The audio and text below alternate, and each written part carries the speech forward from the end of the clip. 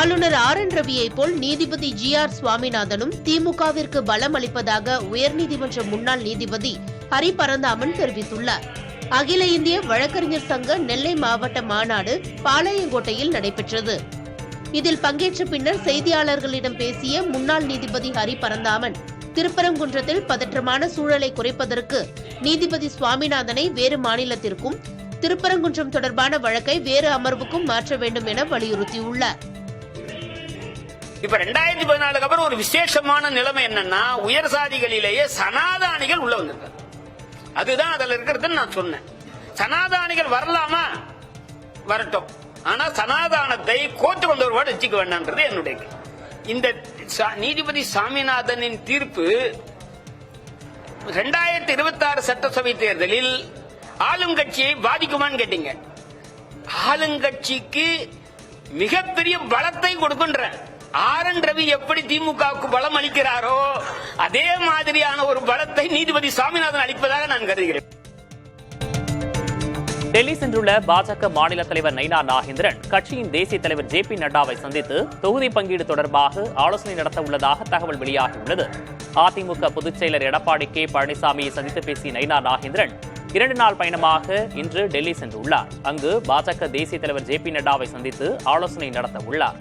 தமிழகத்தில் பாஜகவின் வெற்றிக்கு சாதகமாக 50க்கும் மேற்பட்ட தொகுதிகள் இருப்பதாக நயினார் நாகேந்திரன் பட்டியல் தயாரித்துள்ளதாகவும், அதனை நட்டாவிடம் கொடுத்து அந்த தொகுதிகளை அதிமுகவிடமிருந்து கேட்டுப் பெறுவது குறித்து விரிவாக பேச உள்ளதாகவும் தகவல் வெளியாகியுள்ளது. மேலும் தமிழகத்தில் மெகா கூட்டணி அமைப்பது தொடர்பாகவும் ஆலோசனை நடத்த வாய்ப்புள்ளதாக கூறப்படுகிறது. அதிமுக ஒருங்கிணைப்பு குறித்தும் கேள்வி எழுந்துள்ளது. அமித்ஷா திங்களன்று தமிழகம் வரும் நிலையில் நயினாரின் டெல்லி பயணம் முக்கியத்துவம் வாய்ந்ததாக கூறப்படுகிறது.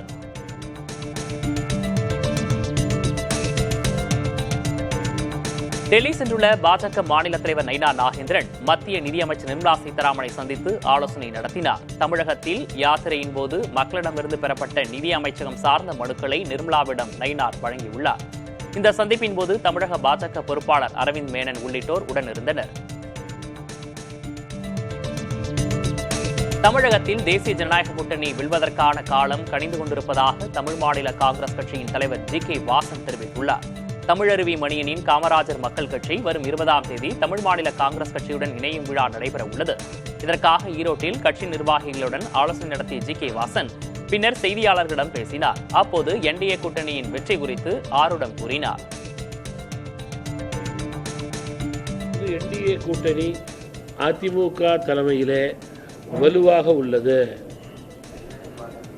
NDA அதிமுக கூட்டணிக்கு வெல்வதற்கான காலம் கனிந்து கொண்டிருக்கிறது. உகந்த நேரம் நெருங்கி கொண்டிருக்கிறது.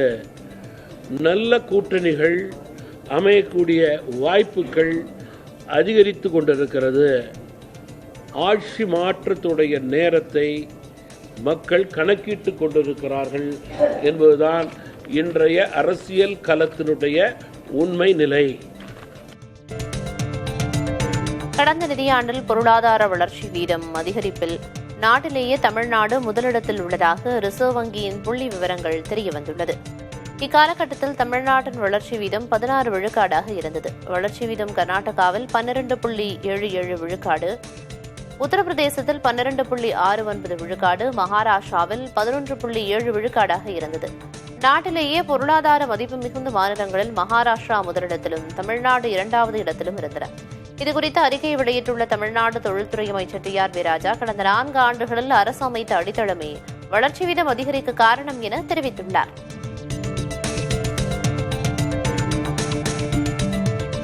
தொழில்துறை வளர்ச்சியில் பெரும் மாநிலங்களை பின்னுக்கு தள்ளி தமிழ்நாடு சாதனை படைத்துள்ளதாக முதல்வர் MK ஸ்டாலின் பெருமிதம் தெரிவித்துள்ளார்.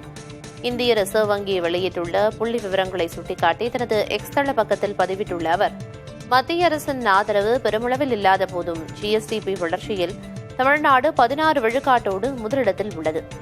மேலும் 2021 முதல் 2025 வரையிலான நிதியாண்டுகளில் மட்டும் தமிழ்நாட்டு பொருளாதாரத்தின் மொத்த மதிப்பு 31,19 கோடி என குறிப்பிட்டுள்ள அவர், மகாராஷ்டிரா, கர்நாடகா, குஜராத் போன்ற பெருமாநிலங்களை விட தமிழ்நாட்டின் வளர்ச்சி விகிதம் அதிகரித்திருப்பதாக தெரிவித்துள்ளார்.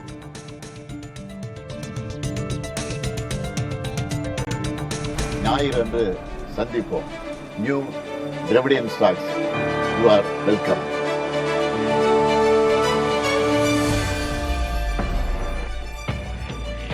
திருவண்ணாமலையில் அறிவு திருவிழா நடைபெறவுள்ள வடக்கு மண்டல நிர்வாகிகள் சந்திப்புக்கு முதல்வர் மு.க.ஸ்டாலின் அழைப்பு விடுத்துள்ளார். இது தொடர்பாக வீடியோ வெளியிட்டுள்ள அவர், இளைஞரணியை கொள்கை அளவில் வளர்த்தெடுக்க பாசறை பக்கம் தொடங்கி அறிவு திருவிழா வரை பல முன்னெடுப்புகளை திமுக இளைஞரணி செயலாளரான துணை முதல்வர் உதயநிதி ஸ்டாலின் எடுத்துள்ளதாக பாராட்டு தெரிவித்துள்ளார். இளைஞரணி செயலாளராக இருக்கிற தம்பி உதயநிதி அவர்கள் உங்க எல்லாரையும் கொள்கை அளவுல வளர்த்தெடுக்கணும்னு பாசறை பக்கம் தொடங்கி ஏராளமான முன்னெடுப்புகளை செஞ்சிட்டு இருக்காரு. திமுக எனும் மாபெரும் மக்கள் இயக்கத்தை அடுத்தடுத்த தலைமுறைக்கு கொண்டு செல்ல வேண்டும் என்றும், தமிழ்நாட்டின் உரிமைகளுக்காகவும் தமிழர்களின் உயர்வுக்காகவும் போராடும் வரலாற்று கடமை வந்துள்ளதாகவும் முதல்வர் மு.க.ஸ்டாலின் தெரிவித்துள்ளார். திராவிட முன்னேற்ற கழகம் எனும் மாபெரும் மக்கள் இயக்கத்தை அடுத்தடுத்த தலைமுறைக்கு கொண்டு போற, தமிழ்நாட்டோட உரிமைகளுக்காக தமிழோட உயர்வுக்காக போராடுகிற மாபெரும் வரலாற்று கடமை வந்திருக்கு. நாட்டிலேயே தமிழ்நாடு தனித்தன்மையுடன் உள்ளதாக தெரிவித்துள்ள முதல்வர் ஸ்டாலின், திருவண்ணாமலையில் நாளை நடைபெறும் கூட்டத்திற்கு புதிய திராவிட இனத்தை வரவேற்பதாக தெரிவித்துள்ளார்.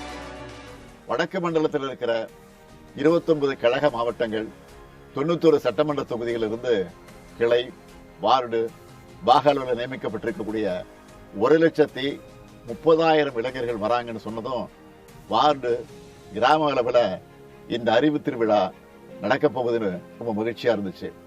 ஞாயிறு அன்று சந்திப்போம். New Dravidian stocks. You are welcome. திருவண்ணாமலையில் நடைபெறவுள்ள திமுக இளைஞரணி வடக்கு மண்டல நிர்வாகிகள் மாநாட்டில் முதல்வர் மு.க.ஸ்டாலின் பங்கேற்க உள்ளார்.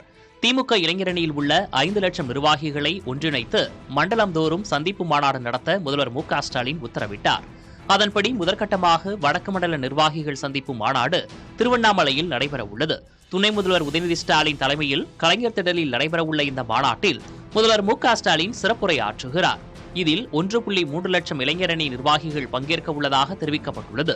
திருவண்ணாமலை, வேலூர், திருப்பத்தூர், ராணிப்பேட்டை, கிருஷ்ணகிரி, தருமபுரி ஆகிய 6 மாவட்டங்களைச் சேர்ந்த இளைஞரணி நிர்வாகிகள் திருவண்ணாமலையில் குவிந்துள்ளனர். ஆதிதிராவிடர் மாணவர் விடுதிகளுக்கு உரிய காலத்தில் நிதி விடுவிக்கப்படவில்லை என எதிர்க்கட்சித் தலைவர் எடப்பாடி கே. பழனிசாமி குற்றம் சாட்டியுள்ளார். மணல்மேடு ஆதிதிராவிடர் மாணவர் விடுதி காப்பாளர் மகேந்திரன் தற்கொலை செய்து கொண்டதை சுட்டிக்காட்டி பழனிசாமி வெளியிட்டுள்ள அறிக்கையில், விடுதி காப்பாளர் மகேந்திரன் தற்கொலைக்கு காரணமானோர் மீது நடவடிக்கை எடுக்க வேண்டும் என்றும், மகேந்திரன் குடும்பத்தில் ஒருவருக்கு அரசு வேலை வழங்க வேண்டும் எனவும் வலியுறுத்தியுள்ளார். அதிமுக ஆட்சியில் ஆதிதிராவிடர் மற்றும் பழங்குடியினர் நலத்துறையில் செயல்படுத்தப்பட்டு வந்த பல்வேறு நலத்திட்டங்களை இந்த அரசு தொடரவில்லை என்றும், இனியாவது ஆதிதிராவிடர் மாணவர் விடுதிகளுக்கு நிதியை உடனே விடுவிக்க வேண்டும் எனவும் கே. பழனிசாமி கேட்டுக் கொண்டுள்ளார்.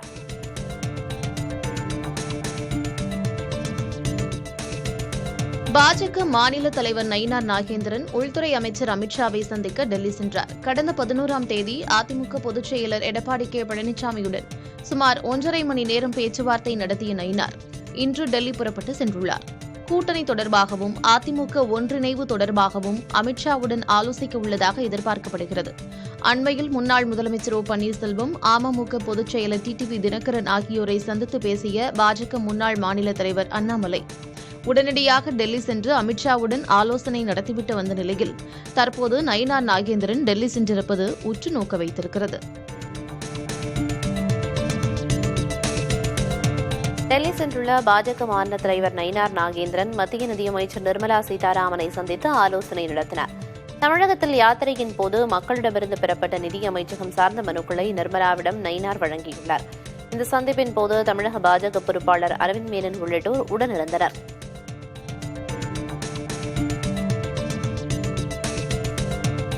ஓ. பன்னீர்செல்வம் தலைமையிலான அதிமுக உரிமை மீட்புக் குழுவின் ஆலோசனைக் கூட்டம் வரும் 24ஆம் தேதிக்கு ஒத்திவைக்கப்பட்டுள்ளது. முன்னதாக இக்கூட்டம் டிசம்பர் 15ஆம் தேதி நடைபெறவிருந்த நிலையில் எம்ஜிஆர் நினைவு தினத்தில் ஓ. பன்னீர்செல்வம் தனது முடிவை அறிவிக்க உள்ளதாக கூறப்படுகிறது. இதனிடையே அதிமுக உரிமை மீட்புக் குழுவின் கள்ளக்குறிச்சி வடக்கு மாவட்ட கழக நிர்வாகிகள் 108 பேரின் பட்டியலையும் ஓ. பன்னீர்செல்வம் வெளியிட்டுள்ளார்.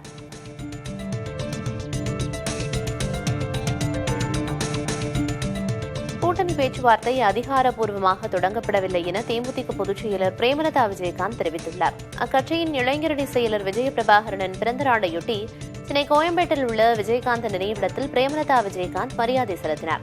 அங்கு பொதுமக்களுக்கு உணவு வழங்கிய பின்னர் செய்தியாளர்களிடம் பேசிய பிரேமலதா அனைத்து கட்சிகளும் தோழமை கட்சிகளே என குறிப்பிட்டார். கூட்டணிக்கான பேச்சுவார்த்தை அபிஷியலா இன்னும் தொடங்கல. எல்லாரும் தோழமை கட்சிகள் தான். அதனால எங்க அம்மாவுடைய மரணத்துல நீங்க பார்த்துருப்பீங்க, பிரதமர்ல இருந்து வாழ்த்து சொன்னதுல இருந்து இன்னைக்கு தமிழக முதல்வர், எதிர்கட்சி தலைவர், அனைத்து பேருமே அதுல வந்தாங்க. அப்ப நம்ம அதை வச்சு கூட்டணின்றது சொல்ல முடியாது. அதனால இன்னும் அந்த கூட்டணி என்ற வார்த்தையை தவிர மீது எல்லாரும் எங்க தோழமை கட்சிகள் தான். அதனால உங்களுடைய எதிர்பார்ப்பு, உங்க டவுட்டை நாங்க 9th அப்புறம் கிளியர் பண்ணிடுவோம். ஓகே. சென்னையில் பிரபல யூடியூபர் சவுக்கு சங்கரை கைது செய்து காவல்துறையினர் நடவடிக்கை எடுத்துள்ளனர். சினிமா தயாரிப்பாளர் ஆயிஷா சாதிக் அளித்த பண மோசடி புகாரின் பேரில் ஆதம்பாக்கம் காவல்துறையினர் இந்த கைது நடவடிக்கையில் ஈடுபட்டுள்ளனர். அவதூறாக பேசி தன்னிடம் 2 லட்சம் ரூபாய் பணத்தை பறித்து ஏமாற்றிவிட்டதாக ஆயிஷா சாதிக் புகார் அளித்துள்ளார். கடந்த மாதம் சென்னை காவல் ஆணையர் அலுவலகத்தில் இதுகுறித்து புகார் அளித்திருந்த நிலையில் தற்போது சவுக்கு சங்கர் கேரளாவில் திருவனந்தபுரம் மாநகராட்சியை மார்க்சிஸ்ட் கட்சியிடமிருந்து பாஜக கைப்பற்றியுள்ளது. இடதுசாரிகள் 45 ஆண்டுகளாக இத்தொகுதியில் வெற்றி பெற்று வந்த நிலையில் தற்போது அதை பாஜக வசப்படுத்தியுள்ளது. பாலக்காடு, திருப்புனித்துரா நகராட்சிகளையும் பாஜக வென்றுள்ளது. திருவனந்தபுரத்தில் வெற்றி பெற்று தந்ததற்காக கட்சி நிர்வாகிகளுக்கும் தொண்டர்களுக்கும் பிரதமர் மோடி நன்றி தெரிவித்துள்ளார். இவ்வெற்றி கேரள அரசியலில் திருப்புமுனை ஏற்படுத்துவதற்கான தொடக்கம் என கூறியுள்ளார். இதற்கிடையே கேரளாவில் மாற்றம் தொடங்கிவிட்டது என்று அம்மாநில பாஜக தலைவரும் முன்னாள் மத்திய அமைச்சருமான ராஜீவ் சந்திரசேகர் கூறியுள்ளார். கேரளாவில் காங்கிரஸ் கூட்டணி மக்கள் ஆதரவை பெற்று வருவதை உள்ளாட்சி தேர்தல் முடிவுகள் வெளிப்படுத்துவதாக மக்களவை எதிர்க்கட்சித் தலைவர் ராகுல் காந்தி தெரிவித்துள்ளார். தங்கள் மீது வைத்துள்ள நம்பிக்கைக்காக மக்களுக்கு வணக்கங்களை தெரிவிப்பதாக ராகுல் காந்தி எக்ஸ் தளத்தில் பதிவிட்டுள்ளார். இந்த வெற்றியை சாத்தியமாக்கிய கட்சியினருக்கு நன்றி தெரிவிப்பதாகவும் அவர் கூறியுள்ளார். உள்ளாட்சித் தேர்தலில் தங்களுக்கு கிடைத்துள்ள வெற்றி அடுத்த ஆண்டு நடைபெறும் சட்டமன்ற தேர்தலுக்கான நல்ல சமிக்கை என காங்கிரஸ் எம்பி சசி தரூர் கூறியுள்ளார். திருவனந்தபுரத்தில் பாஜக வெற்றி பெற்றதற்காக அக்கட்சிக்கு வாழ்த்து தெரிவிப்பதாகவும் இதுதான் ஜனநாயகத்தின் அழகு என்றும் குறிப்பிட்டுள்ளார்.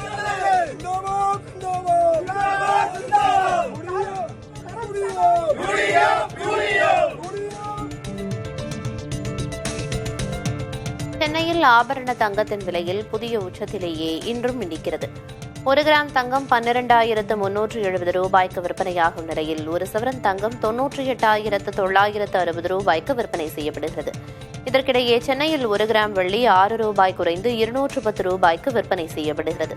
1 கிலோ வெள்ளி 6,000 ரூபாய் குறைந்து 2,10,000 ரூபாய்க்கு விற்பனை செய்யப்படுகிறது.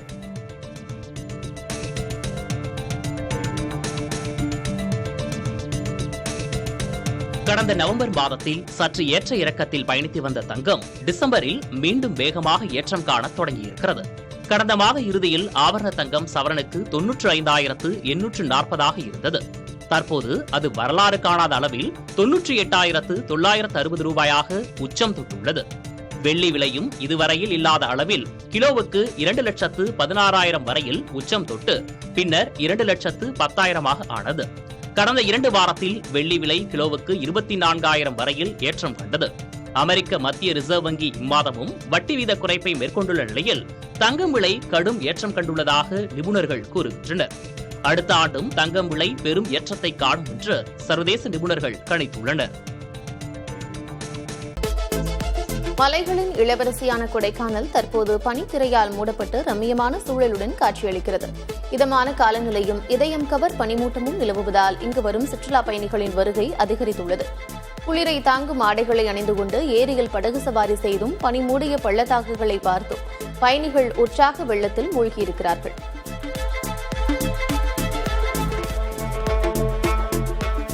சென்னையில் சாலை மறியலில் ஈடுபட்ட 585 தூய்மைப் பணியாளர்கள் மீது வழக்கு பதிவு செய்யப்பட்டுள்ளது. கோரிக்கைகளை வலியுறுத்தி தூய்மைப் பணியாளர்கள் வெள்ளிக்கிழமை அன்று உழைப்பாளர் சிலை மற்றும் தலைமைச் செயலகம் அருகே சாலை மறியலில் ஈடுபட்டனர். இதனால் போக்குவரத்து பாதிக்கப்பட்டது குறித்து அண்ணா சதுக்கம் மற்றும் கோட்டை காவல் நிலைய போலீசார் விசாரணை மேற்கொண்டனர். அனுமதியின்றி கூடுதல், சென்னை மாநகர காவல் சட்டம் உள்ளிட்ட பிரிவுகளில் 585 தூய்மைப் பணியாளர்கள் மீது வழக்குகள் பதிவு செய்யப்பட்டுள்ளன. திருவண்ணாமலையில் நடைபெறவுள்ள திமுக இளைஞரணி வடக்கு மண்டல நிர்வாகிகள் சந்திப்புக்கு முதல்வரும் திமுக தலைவருமான மு க ஸ்டாலின் அழைப்பு விடுத்துள்ளார். இது தொடர்பாக வீடியோ வெளியிட்டுள்ள அவர், திமுக எனும் மாபெரும் மக்கள் இயக்கத்தை அடுத்தடுத்த தலைமுறைக்கு கொண்டு செல்ல வேண்டும் என்றும், தமிழ்நாட்டின் உரிமைகளுக்காகவும் தமிழர்களின் உயர்வுக்காகவும் போராடும் வரலாற்று கடமை வந்துள்ளதாகவும் மு.க.ஸ்டாலின் தெரிவித்துள்ளார். நாட்டிலேயே தமிழ்நாடு தனித்தன்மையுடன் உள்ளதாகவும் மு.க.ஸ்டாலின் குறிப்பிட்டுள்ளார். ஆதிதிராவிடர் மாணவர் விடுதிக்கான நிதியை உடனே விடுவிக்க வேண்டும் என்று அதிமுக பொதுச் செயலர் எடப்பாடி கே. பழனிசாமி வலியுறுத்தியுள்ளார். இது தொடர்பாக அவர் வெளியிட்டுள்ள அறிக்கையில், தமிழகம் முழுவதும் பல்வேறு பகுதிகளில் ஆதிதிராவிடர் நல விடுதி மாணவர்களுக்கு உணவுப் படிகள் முழுமையாக வழங்கப்படுவதில்லை என்று புகார்கள் வருவதாக சுட்டிக்காட்டியுள்ளார். இதனால் பல மாதங்களாக விடுதி காப்பாளர்களே தங்களது சொந்த பணத்தை செலவிட்டு மாணவர்களுக்கு உணவு வழங்கி வருவதாகவும் பழனிசாமி கூறியுள்ளார். திமுக ஆட்சியில் ஆதிதிராவிட மக்களுக்கான நலத்திட்டங்கள் முழுமையாக சென்றடைவதில்லை எனவும் விமர்சித்துள்ளார். 2026 தமிழக சட்டமன்ற தேர்தலை முன்னிட்டு பணப்பட்டுவாடாவை வருமான வரித்துறை கண்காணிக்க துவங்கியிருக்கிறது. சென்னையில் செய்தியாளர்களிடம் பேசிய தமிழ்நாடு புதுச்சேரி வருமான வரித்துறை புலனாய்வு இயக்குநர் பிரதாப் சிங் யாதவ், தமிழகத்தில் சட்டப்பேரவை தேர்தல் நடைபெறவுள்ளதால் பணப்பட்டுவாடா குறித்து 6 மாதத்திற்கு முன்பாகவே வருமான வரித்துறை கண்காணிப்பில் ஈடுபடும் என்று தெரிவித்தார். அந்த வகையில் பணப்பட்டுவாடாவை கட்டுப்படுத்த கண்காணிப்பு பணியை தொடங்கியுள்ளதாக கூறிய பிரதாப் சிங் யாதவ், தமிழகம் முழுவதும் வருமான வரித்துறை ஆய்வாளர்கள் 30 பேரை பயன்படுத்தி தீவிரமாக கண்காணிக்க துவங்கியுள்ளதாகவும் தெரிவித்தார்.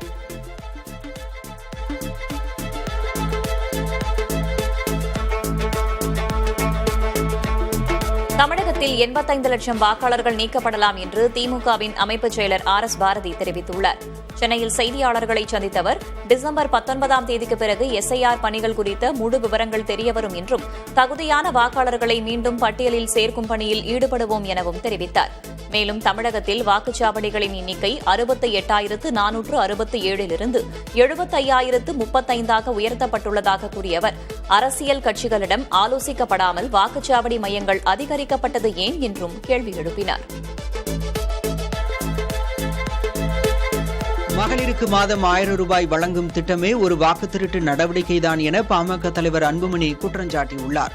அவர் வெளியிட்டுள்ள அறிக்கையில், தமிழ்நாட்டில் கூடுதலாக 16 லட்சம் பெண்களுக்கு மகளிர் உரிமைத் தொகை வழங்கும் திட்டம் தொடங்கி வைக்கப்பட்டிருப்பதை சுட்டிக்காட்டியுள்ளார். இதற்காக மக்களின் வரிப்பணத்தில் பல கோடி ரூபாயை வீணடித்து மாபெரும் விளம்பர நாடகத்தை திமுக அரசு அரங்கேற்றி முடித்திருப்பதாகவும் அவர் விமர்சித்துள்ளார். மதுக்கடைகளை திறந்து வைத்துவிட்டு பெண்களுக்கான நலத்திட்டங்களை செயல்படுத்துவது ஓட்டை வாளியில் தண்ணீரை பிடிப்பதற்கு சமம் என தெரிவித்துள்ள அன்புமணி, மதுக்கடைகளை மூடி கஞ்சா வணிகத்தையும் கட்டுப்படுத்திவிட்டால் எந்த நலத்திட்டமும் பெண்களுக்கு தேவையில்லை என்றும் கூறியுள்ளார். திருப்பரங்குன்றம் விவகாரத்தை திமுகவும் பாஜகவும் தான் பிரச்சனையாக்குவதாக நாம் தமிழர் கட்சியின் தலைமை ஒருங்கிணைப்பாளர் சீமான் குற்றம் சாட்டியுள்ளார். திருச்சியில் செய்தியாளர்களை சந்தித்த அவர், ராமர் கோயில் பிரச்சினை தீர்ந்துவிட்டதால் தற்போது முருகனை தேடுவதாக கூறியுள்ளார். தமிழ்நாட்டில் பாஜக வளருவதற்கு கருணாநிதிதான் காரணம் எனவும், திமுக போல RSSம் சமூக இயக்கம் என்று கூறியது யார் எனவும் சீமான் வினவியுள்ளார். ஓ பன்னீர்செல்வம் தலைமையிலான அதிமுக உரிமை மீட்புக் குழுவின் ஆலோசனைக் கூட்டம் வரும் 24ஆம் தேதிக்கு ஒத்திவைக்கப்பட்டுள்ளது. முன்னதாக இக்கூட்டம் டிசம்பர் 15ஆம் தேதி நடைபெறவிருந்த நிலையில் எம்ஜிஆர் நினைவு தினத்தில் ஓ பன்னீர்செல்வம் தனது முடிவை அறிவிக்க உள்ளதாக கூறப்படுகிறது. இதனிடையே அதிமுக உரிமை மீட்புக் குழுவின் கள்ளக்குறிச்சி வடக்கு மாவட்ட கழக நிர்வாகிகள் 108 பேரின் பட்டியலையும் ஓ பன்னீர்செல்வம் வெளியிட்டுள்ளார்.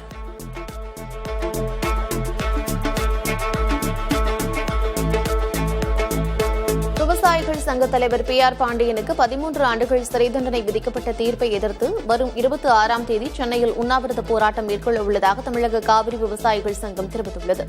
திருவாரூர் மாவட்டம் மன்னார்குடியில் ONGCA நிறுவனத்தை கண்டித்து தமிழக காவிரி விவசாயிகள் சங்கம் சார்பில் போராட்டம் நடைபெற்றது. PR பாண்டியன், முன்னாள் ஊராட்சி மன்ற தலைவர் செல்வராஜ் ஆகியோரை உடனடியாக விடுதலை செய்ய வேண்டும் என்று வலியுறுத்தி இதில் பங்கேற்றவர்கள் முழக்கங்களை எழுப்பினர்.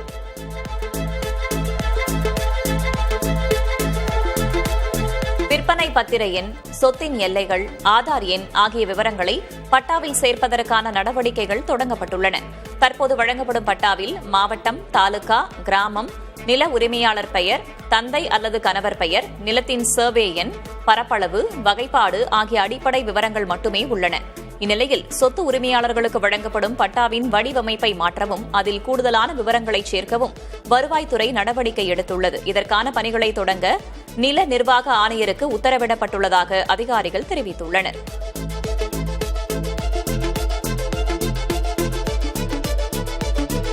சென்னையில் இதுவரை 99,503 செல்லப்பிராணிகளின் விவரங்கள் பதிவு செய்யப்பட்டுள்ளதாகவும் 55,788 பிராணிகளுக்கு உரிமம் வழங்கப்பட்டுள்ளதாகவும் மாநகராட்சி தெரிவித்துள்ளது.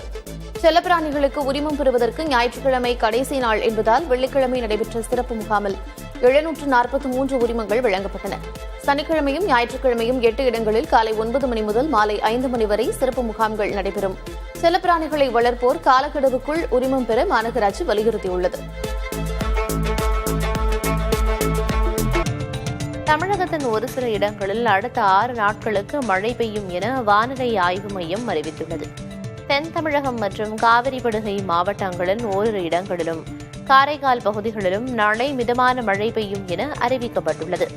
15 மற்றும் 16ஆம் தேதிகளில் கடலோர தமிழகத்திலும் 17ஆம் தேதி தென் தமிழகம் மற்றும் வட தமிழகத்தின் ஓரிரு இடங்களிலும் மழை பெய்யும் எனவும் கணிக்கப்பட்டுள்ளது. 18 மற்றும் 19ஆம் தேதிகளில் தமிழகத்தின் ஓரிரு இடங்களில் மழை பெய்யும் என வானிலை ஆய்வு மையம் அறிவித்துள்ளது.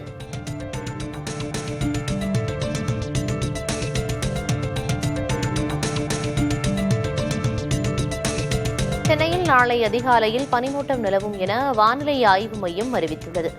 வானம் ஓரளவு மேகமூட்டத்துடன் காணப்படும் என்றும் அதிகபட்ச வெப்பநிலை 29 டிகிரி செல்சியஸை ஒட்டியும் குறைந்தபட்ச வெப்பநிலை 21 டிகிரி செல்சியஸை ஒட்டியும் இருக்கக்கூடும் என வானிலை ஆய்வு மையம் கணித்துள்ளது.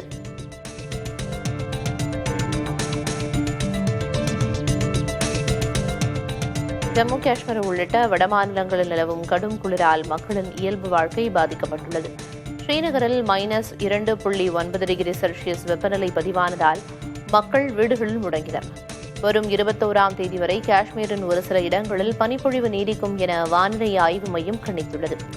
மத்திய பிரதேசம், பஞ்சாப், ஹரியானா, சண்டிகர், ராஜஸ்தான் உள்ளிட்ட மாநிலங்களில் கடும் குளிர் நிலவுகிறது.